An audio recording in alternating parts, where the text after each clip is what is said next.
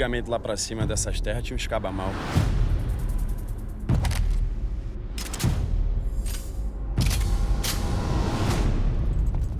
Naquela época, só vingava quem merecia muito viver.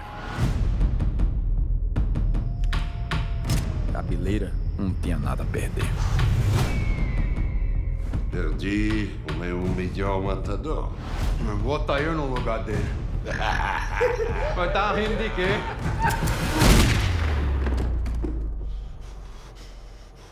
Tá contratado. Quem nasceu pra matar tem que ter a cabeça sempre vazia.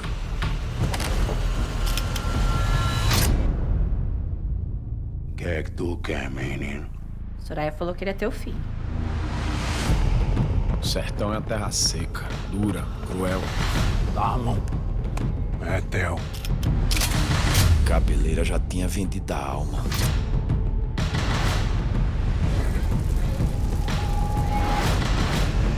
Posso mais ficar aqui, não?